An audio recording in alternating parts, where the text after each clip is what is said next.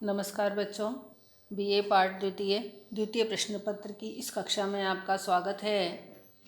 हम एकांकी के बारे में चर्चा कर रहे थे। कल के व्याख्यान में हमने यह देखा कि एकांकी किसे कहते हैं, उस एकांकी के कौन कौन से तत्व होते हैं, एकांकी और नाटक में क्या अंतर होता है, इन विषयों पर हमने कल चर्चा की थी। आज हम एकांकी के कितने भेद होते हैं इसके बारे में चर्चा करेंगे। जहाँ तक मूल प्रवृत्तियों के आधार पर एकांकी के भेद की बात है, डॉक्टर सत्येंद्र ने एकांकी के 8 भेद किए हैं।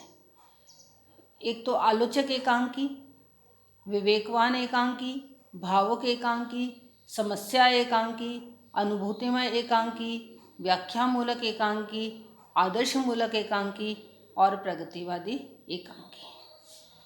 ये प्रवृत्तियों के आधार पर भेद हैं। इसके अतिरिक्त हम एकांकी के भेद विषय के आधार पर, रचना के प्रकार के आधार पर, एकांकी के अंत के आधार पर, उसमें निहित संदेश के आधार पर और अभिनयता के आधार पर भी हम उसके भेद बता सकते हैं।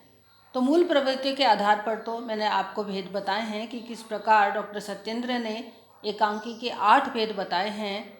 विषयों के आधार पर यदि देखा जाए तो एकांकी के 5 भेद माने गए हैं। सामाजिक एकांकी, पौराणिक एकांकी, ऐतिहासिक एकांकी, राजनीतिक एकांकी और साहित्यिक एकांकी। इसमें समाज से संबंधित समस्याओं का चित्रण होता है। सामाजिक एकांकी के अंतर्गत आते हैं जहाँ किसी पौराणिक मान्यता के आधार पर किसी एकांकी की रचना होती है तो वह पौराणिक एकांकी कही जाती है।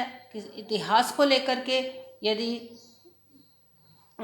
एकांकी की रचना की जाती है तो वह ऐतिहासिक एकांकी कही जाती है, और उसका विषय यदि राजनीतिक होता है तो वह राजनीतिक एकांकी कही जाती है, और यदि साहित्यिक विषय उसका होता है तो उसे साहित्यिक एकांकी कह सकते हैं। तो यह विषयों के आधार पर हमने एकांकी के भेद देखे।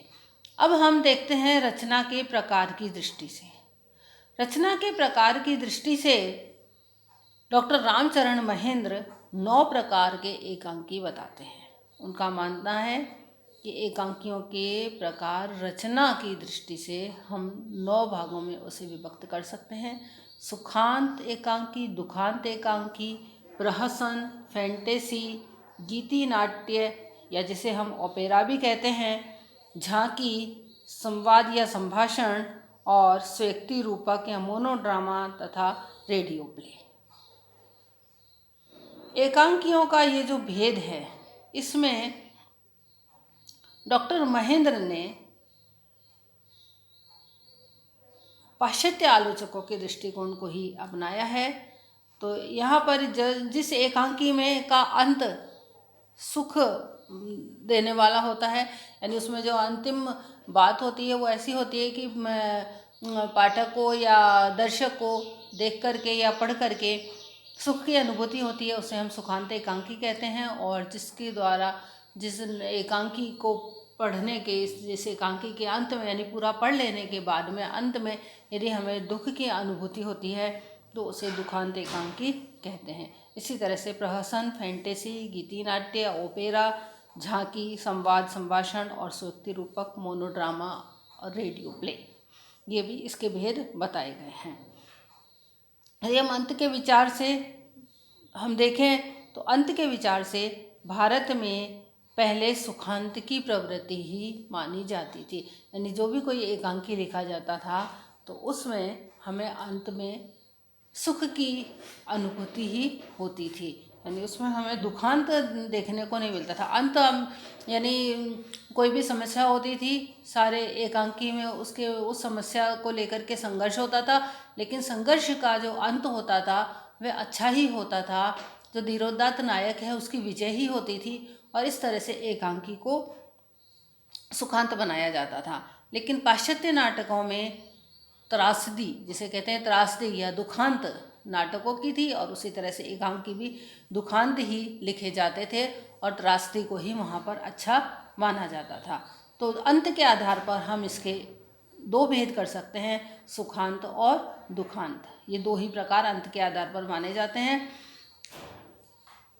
लेकिन बाद में भारतीय और पाश्चात्य नाट्य कलाएं जब आपस में एक दूसरे को उन्होंने अपने विचारों का आदान प्रदान किया, तो हिंदी में प्रसादांतक नाटक तीसरा भेद भी स्वीकार किया जाने लगा, जिसमें दुख भी नहीं और सुख भी नहीं। यह एक समन्वय की प्रवृत्ति इसके अंतर्गत दिखाई देती थी और इसे हम प्रसादांत नाटक भी कहते थे। जैसे हास्य प्रधान जो होते हैं उनको हम प्रहसन कहते हैं। रोमनी काल्पनिक प्रवृत्तियों की जो नाटक होते हैं उनको हम फैंटेसी कहते हैं। काव्यात्मकता की प्रमुख प्रवृत्ति वाले को गीति नाट्य कहते हैं। और इनके अलावा झांकी, संभाषण, मोनोड्रामा, रेडियो रूपक आदि अन्य भेद हैं, उनका भी आज पर्याप्त विकास हमको देखने को मिल रहा है। अब हम बात करते हैं संदेश के आधार पर कि उस एकांकी के माध्यम से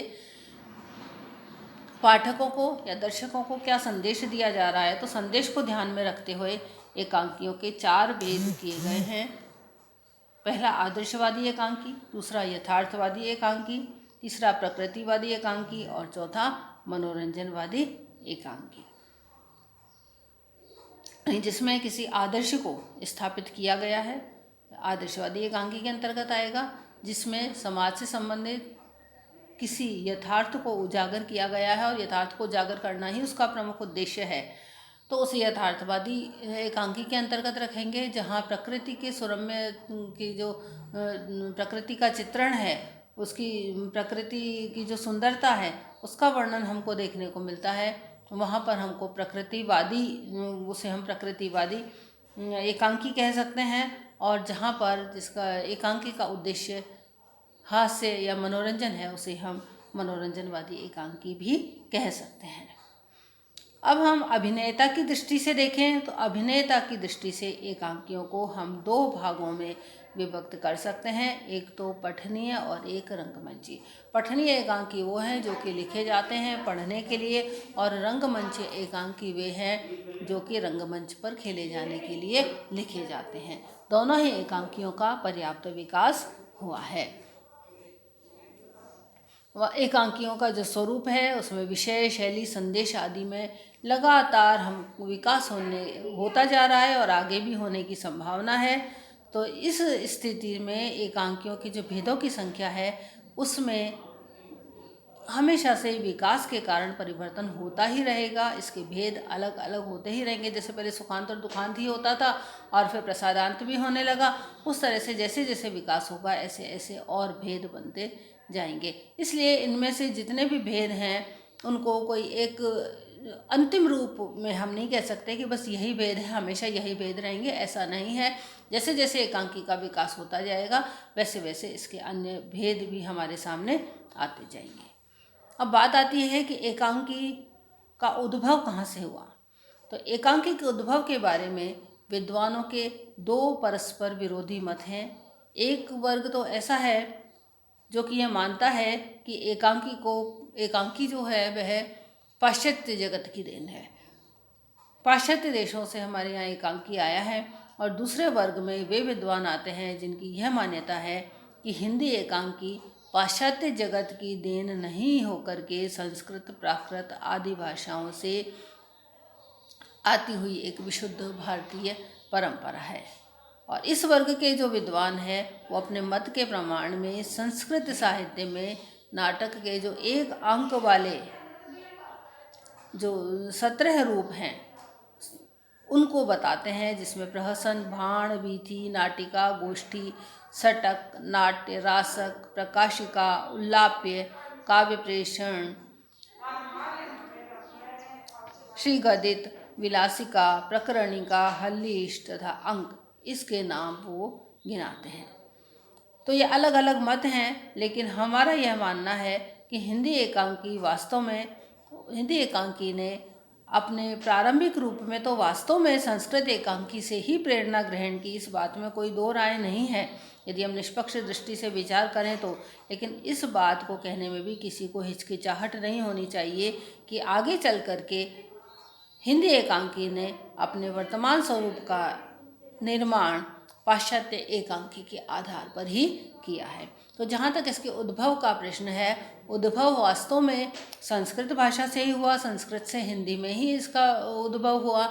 लेकिन आज जो स्थिति है, आगे चलते चलते धीरे धीरे इसने जो पाश्चात्य है, पाश्चात्य प्रेरणा है, उससे जो पाश्चात्य एकांकी है उससे प्रेरणा ग्रहण करके यहाँ के एकांकी का भी स्वरूप उसी के आधार पर निर्मित होता चला गया। तो ये जो वर्तमान स्वरूप है एकांकी का, इसका निर्माण निश्चित रूप से पाश्चात्य एकांकी के आधार पर ही किया गया है, यद्यपि इसका उद्भव हम संस्कृत और हिंदी से मान सकते हैं, संस्कृत से हिंदी में और हिंदी में ही आगे चल कर के पाश्चात्य से प्रभावित होकर के इसका निर्धारण हम पाश्चात्य एकांकी के आधार पर मान सकते हैं। धन्यवाद।